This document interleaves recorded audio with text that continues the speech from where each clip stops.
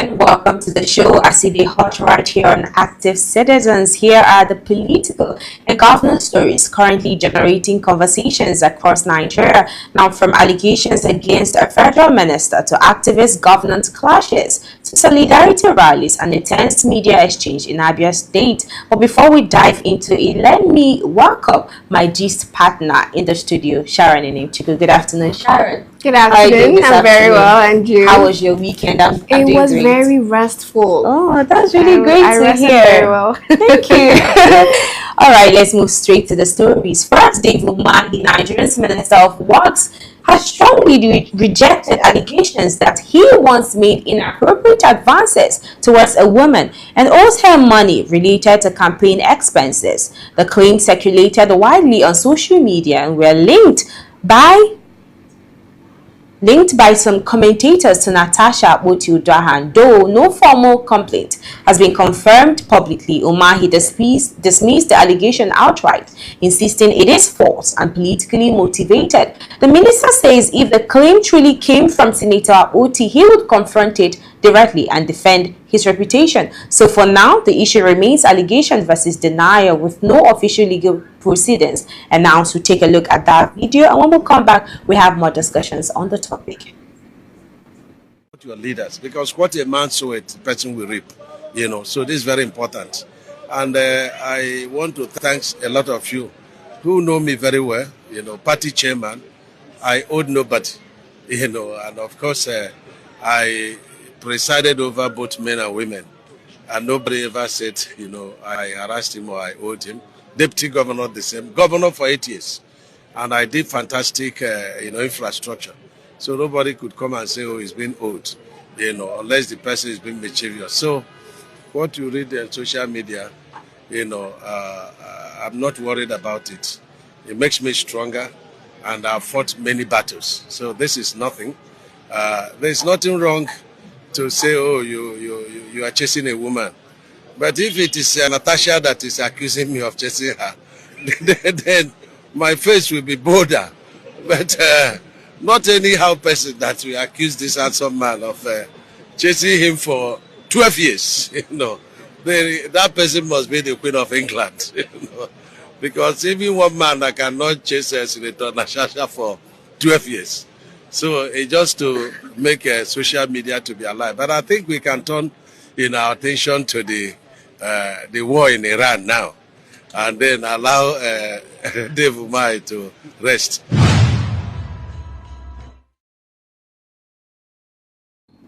My name is Ifoma Oji, your host for the afternoon. Now we are going straight to the story. The story you just watched now is Dave Umahi, the Minister of Works and former governor of Ebonyi State, coming out to refute the claims or allegations that he was involved in some, should I say, sexual advances towards a certain woman who said one time that Dave Umahi was owing her a certain amount of money during campaign. It was more like it resulted to a lot of campaign expenses, and he's here to pay her over 12 years.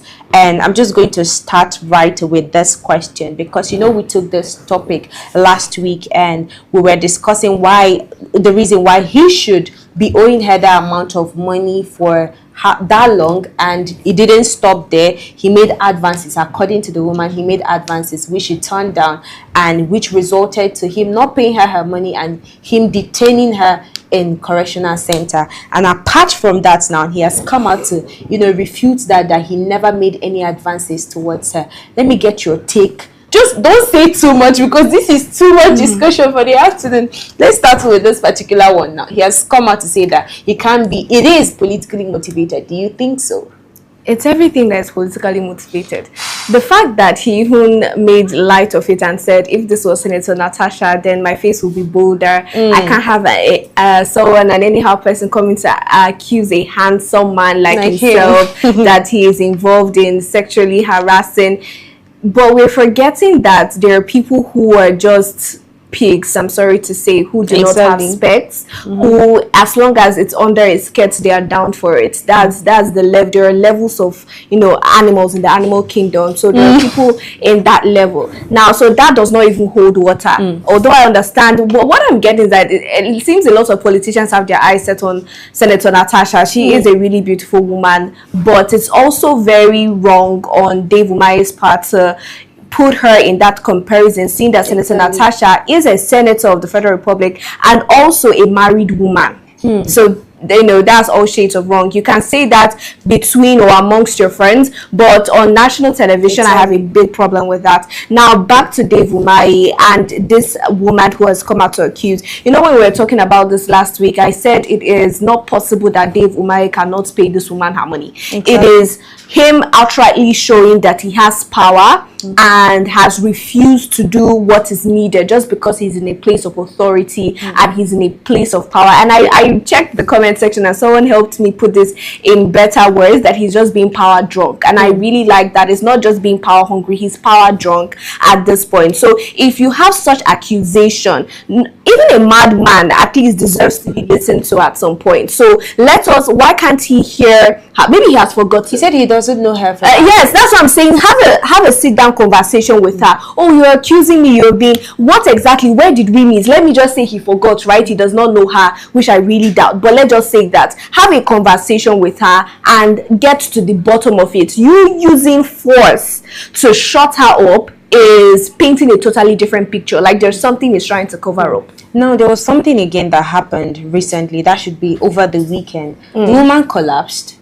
I and was that. rushed to the hospital, and the police came to the hospital wanting to take her to Kefi prison. Kefi prison is located in Nasarawa State, and it was said to accommodate about 350 people. But currently holding or accommodating 750 inmates, which is more like over what they are supposed to accommodate. Let's talk about that and the fact that, I mean, she deserves, number one, just like what you said, a dialogue with Dave Umahi, but that didn't come through. Rather, force was used because maybe she doesn't have the kind of power that Dave Umahi have. But let's talk about that for a minute, and the fact that we had the likes of Sowore coming to support her, Mama P, and Very Dark Man too. I like the fact that we, regardless of the way activists are being treated and people who speak up are being treated, we still have them regardless, because really, what will the country look like without, you know, activists like that speak up and say their truth regardless of who is ruling or who is in power? So for this particular case of her collapsing and wanting to be rushed to Kefi prison, that is just what I was saying earlier. If you're saying that you don't know this woman, what is now the use for force? I would think that the normal response when someone you do not know comes out of the blue to accuse you of such a thing would be to take that person to court or to sue that person. Let us hear you, let us settle this in court. But the moment you start trying to use your money or you're trying to use your power to be able to control the situation, then I think something is dicey. So for this particular woman and the people who have come out to support her, it says a whole lot, right? It says a whole lot to see Sowore and Very Dark Man and Mama P in support of her and trying to get her justice.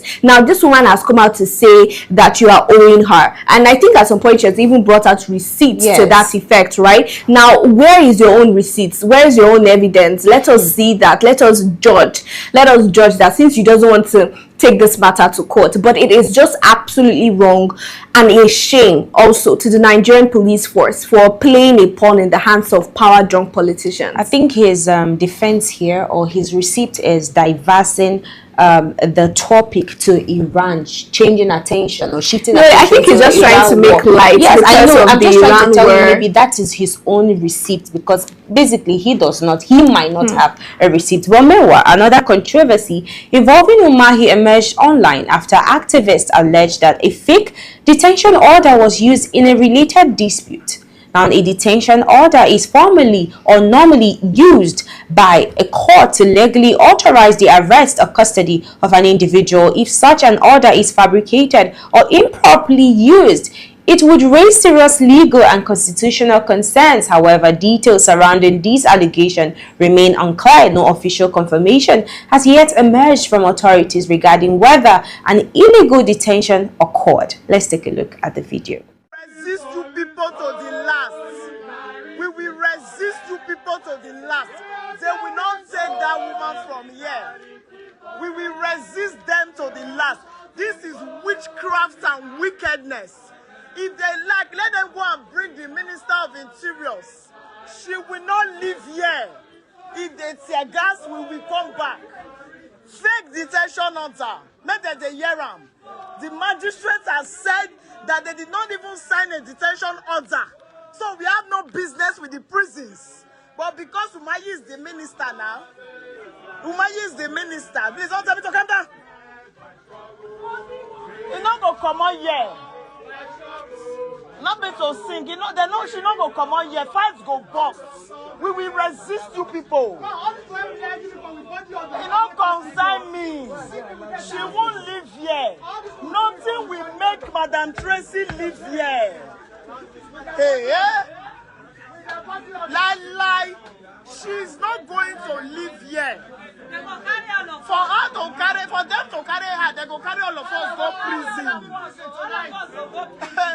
She won't live here. Their senior gas like come so. On top money when you the own person. And the magistrate, the court now has confessed that even the detention order they are using to brag was fake. Have you heard that kind of thing before? Share this video because I want to end this life now. My phone wants to off. The detention order. I never heard this kind of thing for my life. Like the documents that they're supposed to use to go and detain this woman. So the person who signed the fake came now with another saying, I need to give me back this woman. They're not agree.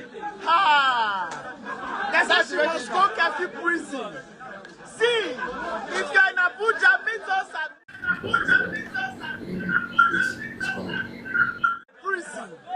She will not, David Umahi. Disgraceful is an understatement. Yes, fake. Now, still on the topic of abuse of power, we're hearing now that the former detention, I mean, they detained the woman, they arrested her all the way from Lagos State to Abuja, and she has been in police custody for a while now, and they kind of seeked to get bail, which the court granted bail, but we're hearing now that the detention order, the prior detention order, was actually forged. Now imagine someone in that position of power kind of trying to intimidate, should I say a lesser, how am I going to put it, someone that maybe is not in that level as he is. And a lot of people, just like what he has come out to say now, that it was politically motivated. But if truly that he detained her out of a fake detention order, because the magistrates had come out to refute that they never kind of signed any detention order. Let's talk about that. And shouldn't he be going in for questioning by the police if truly he did this, he forged the detention order?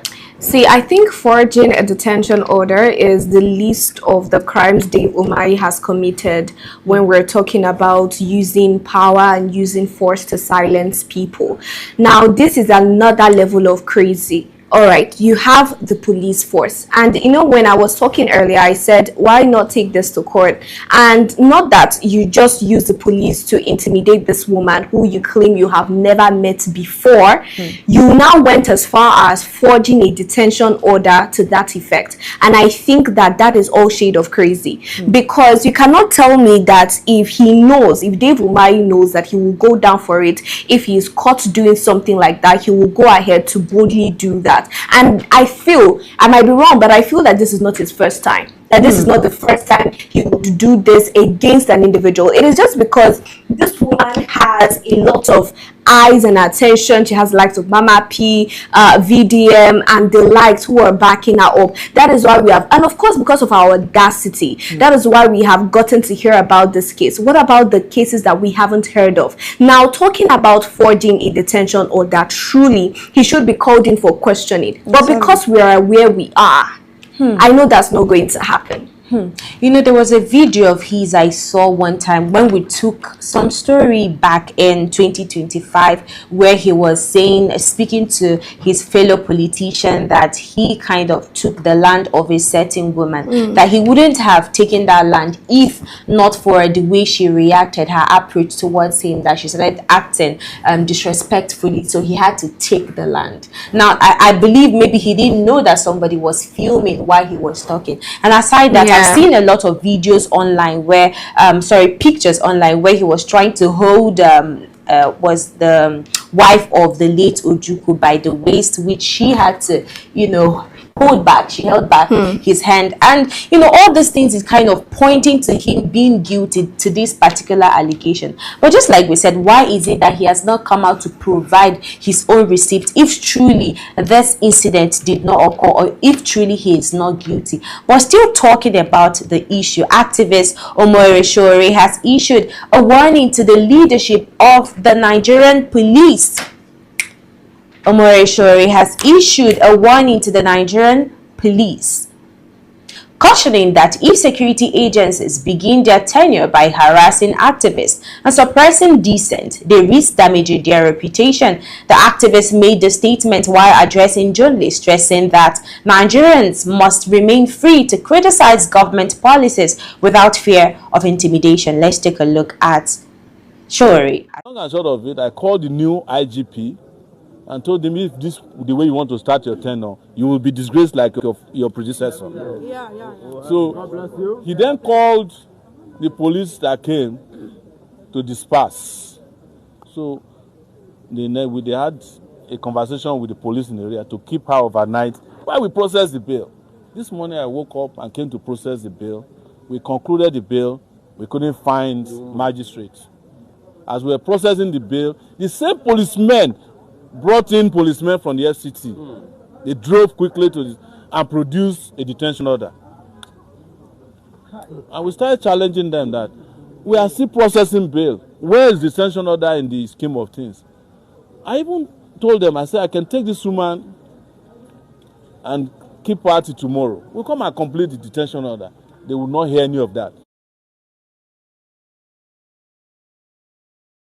Sowore, an activist and former presidential candidate for AAC. Now, this is him issuing a warning to the police new IG at the Disu. He's kind of telling him, or he was telling him, that if this is how he wants to begin his tenure, that he's going to be disgraced just like they disgraced, or he disgraced Ebatokun during his tenure. And let's talk about this for a while. The fact that Sowore has really stood for injustice and, you know, trying as much as possible to ensure that the rights of Nigerians are being protected. Let's talk a bit about that.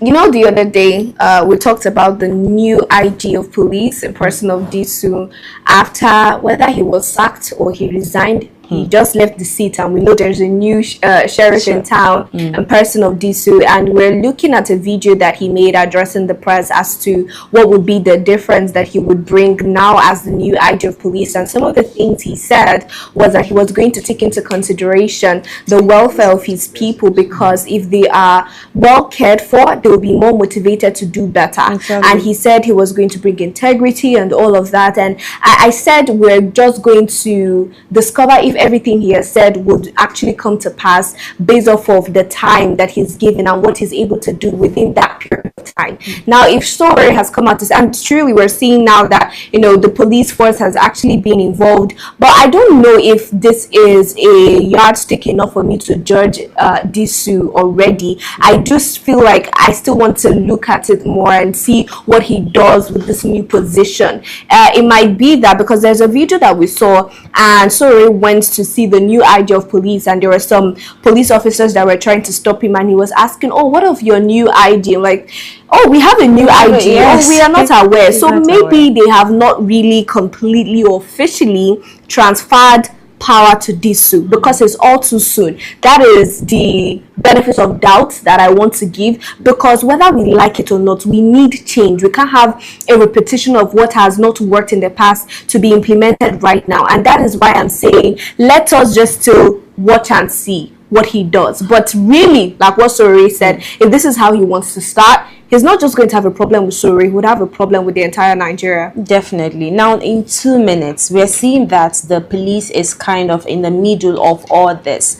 And I felt like the primary responsibility of the police is, number one, to protect the lives and properties of Nigerians and to de-escalate issues instead of escalating it. But what we are seeing now is that the police is being used as a tool of oppression. Let's talk about the police being used as a tool of oppression. And why is it that this matter cannot easily be settled in court rather than the police being involved? And that's what I said, that they've become a pawn in the hands of power hungry and power drunk politicians, and this is not how it's supposed to be, but it is what we found ourselves in. Now, when we talk about the Nigeria police force, it is a force that needs a lot of rehabilitation. In fact, the rehabilitation policy that they set aside for terrorists should have even been concentrated on the Nigeria police force, if I can even say that, because there is just so much that they need to fix. There is so much training that they lack, that they need to get. There is so much that they have to learn and unlearn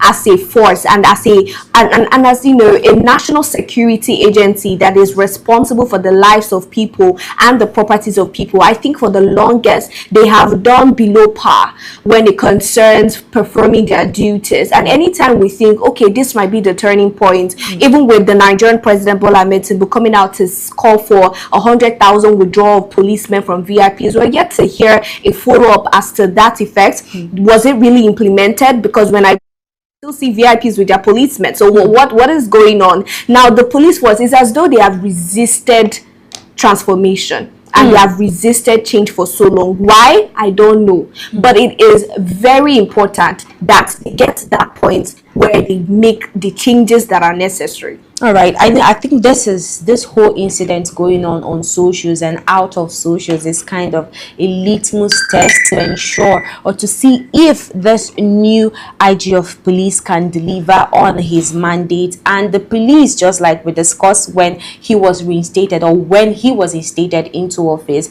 that we're looking forward, or we're expecting to see that the police are trained and retrained, because there are a lot, going on in that institution. The intimidation, oppressions. Police are supposed to act as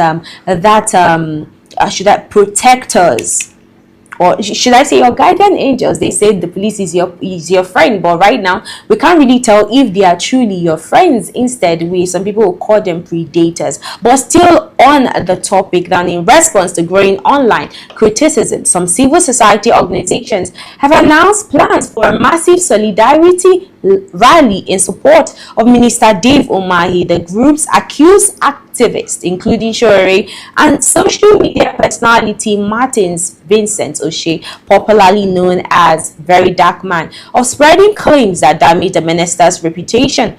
Organizers say the rally aims to defend what they describe as Umahi's integrity and record in public office. However, the announcement has sparked debate, with critics questioning whether civil society groups should organize protests in defense of government officials rather than holding them accountable. Let's take a look. We shall be organizing a solidarity rally in support of the minister on Tuesday, 3rd of March 2026, to counter a rally against the minister. That rally is to be organized by the gang of Sowore and his likes. We ask all Nigerians to shame Sowore and his cohorts and not to join the proposed rally against the minister.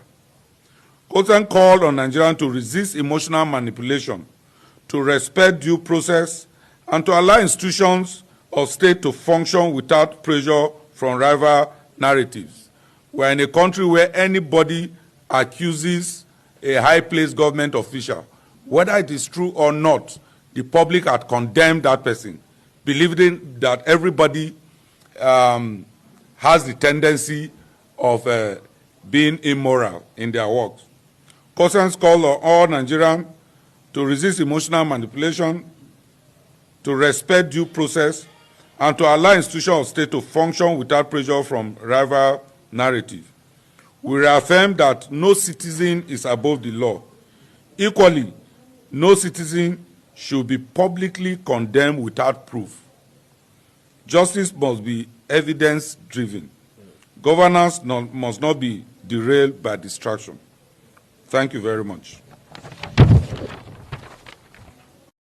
Now, the video we just saw right now is the supporters of Dave Umahi coming out to counter-protest against Sowore and Very Dark Man, including Mama P, that they are demarketing the Minister of Works. And I'm going to take a lot of comments from this particular video. Now, somebody here said that it is disappointing that no one called for protests when kidnapping and insecurity were destroying lives across the country.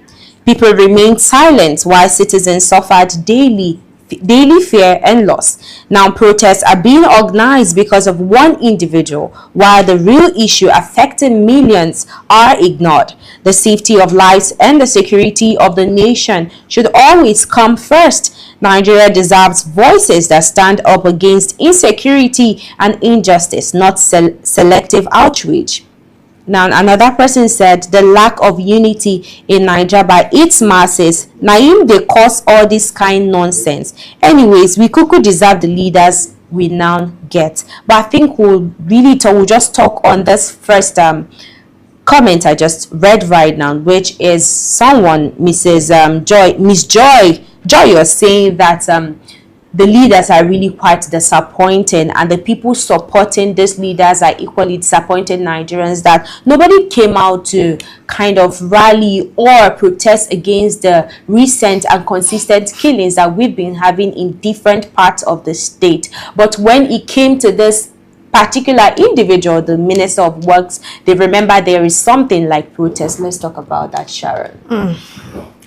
What have we not said to that particular effect? And I like that Nigerians already, everybody is saying the same thing at this point. The fact that they know they're clearly abusing power and because the woman in question is not up to the level that he's currently operating on, career-wise, financial-wise, finance-wise, it's just because they have it and they feel like because they had it maybe so easily, they can now abuse that power they've gotten. And I think it is morally wrong, it is ethically wrong, and wrong in every sense of the word, really, as Nigerians first and as, you know, citizen of this great country. It used to be great country. But yes, but yes, you know, as citizens of Nigeria, and I would like to borrow from what General Nodja said, calling the Boko Haram terrorists Nigerians, that they are first Nigerians. I hope that politicians have the discussions among themselves that these people are dealing with are actually Nigerians. They are the real Nigerian people who voted us into power, who we are here to serve and not to be served in the other way around. And I just feel, I've said this before, I think last year, Nigerian politicians actually believe that they are where they are for Nigerians to serve them and not to serve the people. And I feel like because of that mental orientation, that is the reason they act in the way and manner that they do. This Dave Umahi's case is a clear example. You cannot tell me that someone who thinks otherwise would act in a way and manner that Dave Umahi has conducted himself regarding this issue. You know, it was quite shocking for me to see this counter protest video by civil society standing in solidarity with Dave Umahi.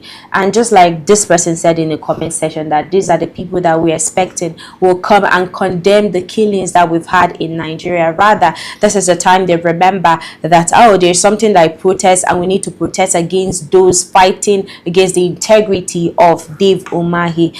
And I'll just summarize this.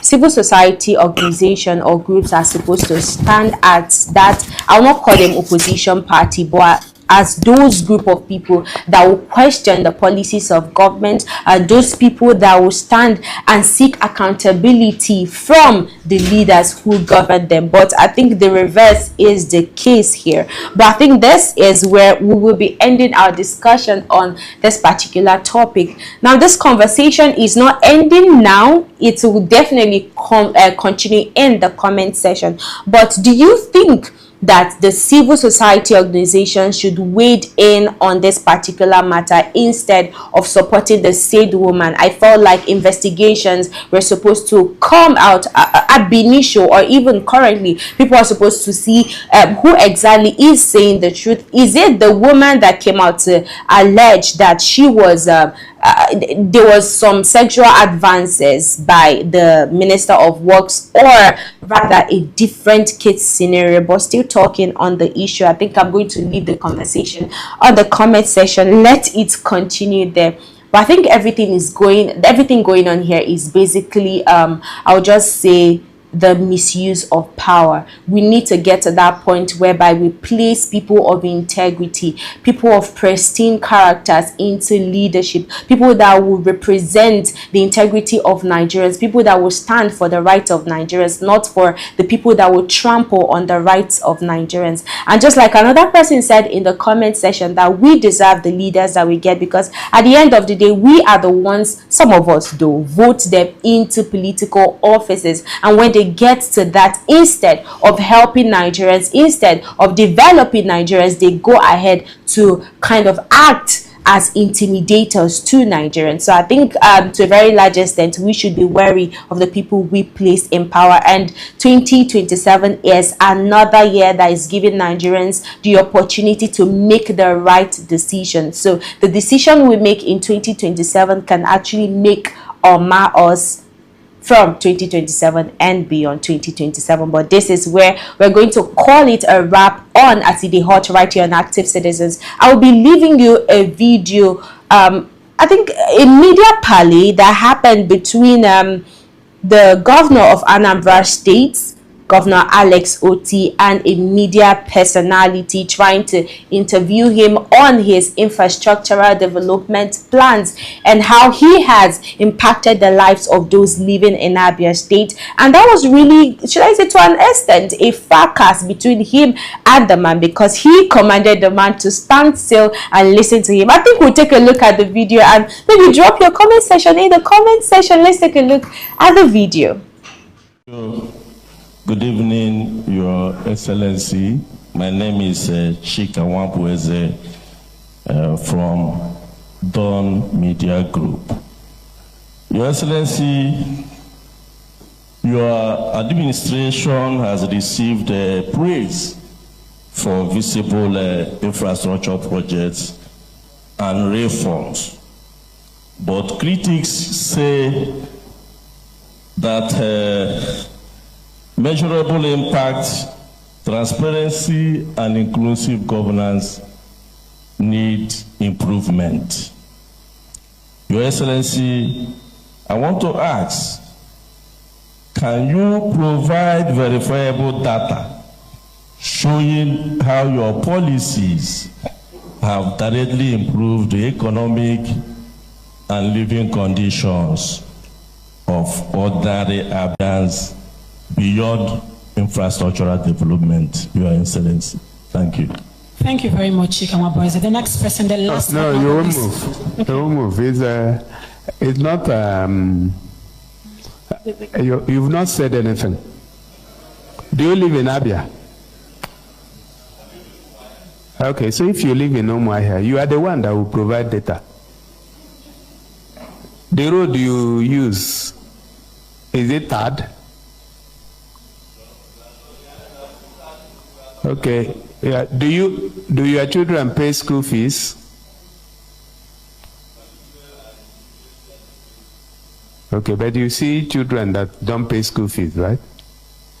So the point is that this media chat is a serious media chat.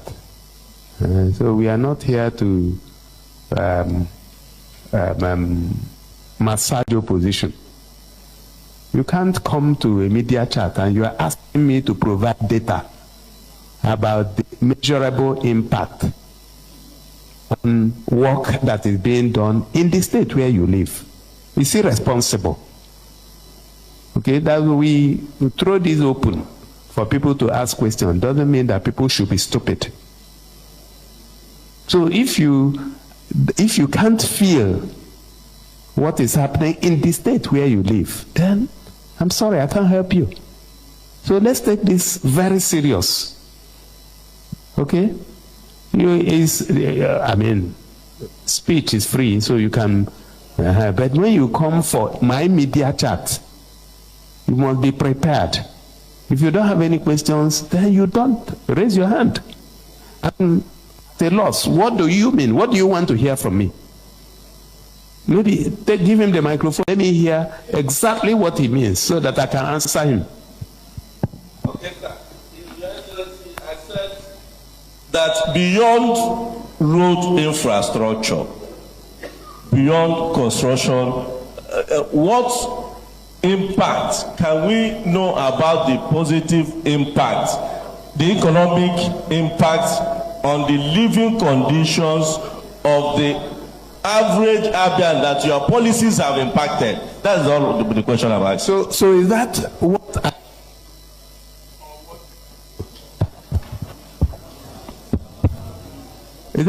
that's not my business.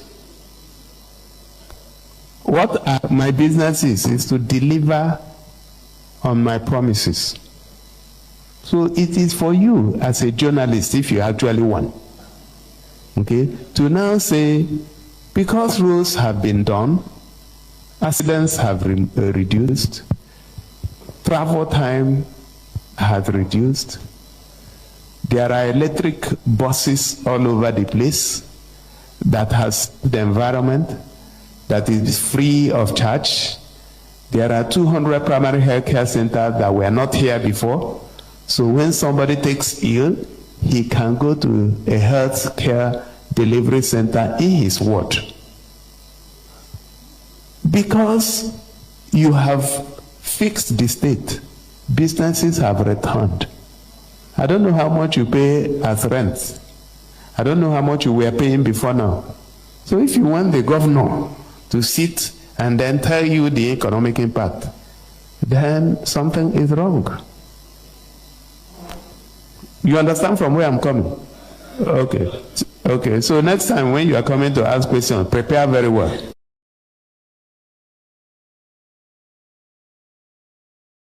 Abia's favorite governor is under public criticism following what happened his confrontation with a media personality who asked, some people will say that was a simple question, but the way Alex Oti attempted the question, that it was quite wrong. But Sharon, I see in Igbo that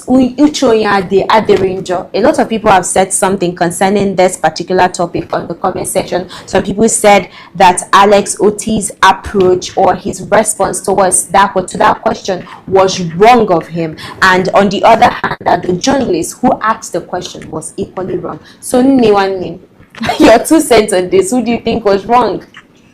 Okay, I'm going to say something, right? I think what people are saying, that the journalist didn't do well, also the governor didn't do well. See, in my opinion, because I know I gave a different response when it was FFK that was being interviewed, and the way he reacted to the journalist, I felt that was even worse.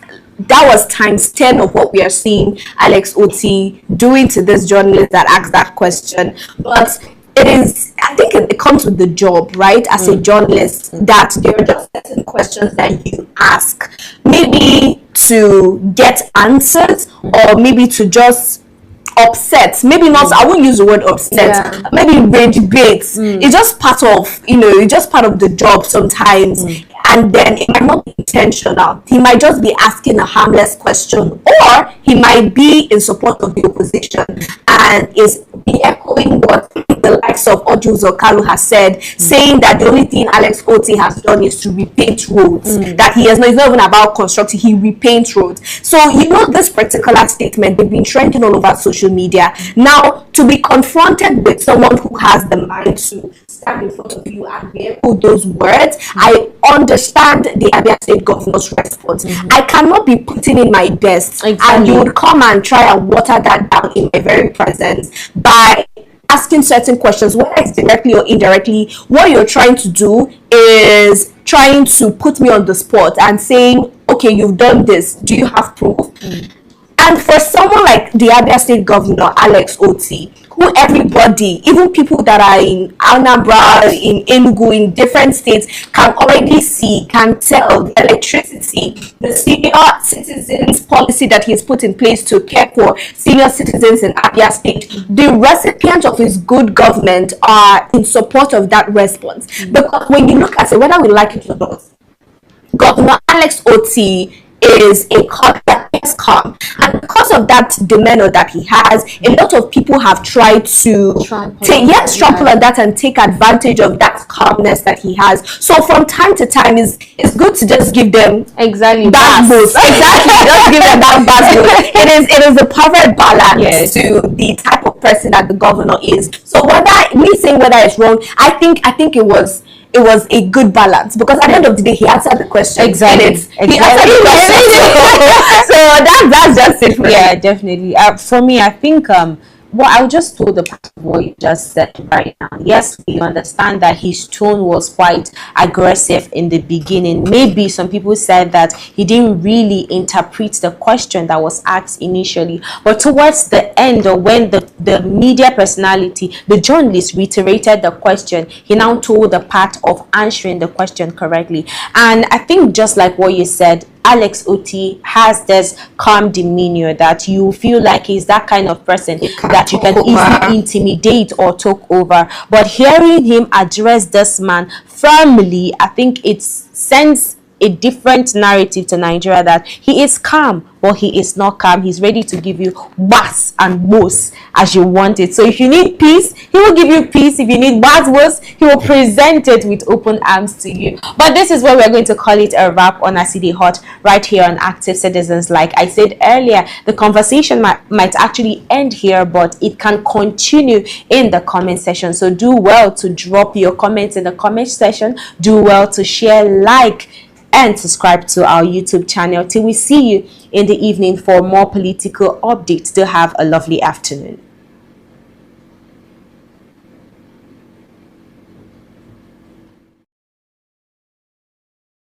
Long and short of it, I called the new IGP and told him, if this the way you want to start your tenure, you will be disgraced like your predecessor. So he then called the police that came to disperse. So they had a conversation with the police in the area to keep her overnight while we processed the bail. This morning I woke up and came to process the bail. We concluded the bail. The mix. Yeah. But because you guys were just for throughout.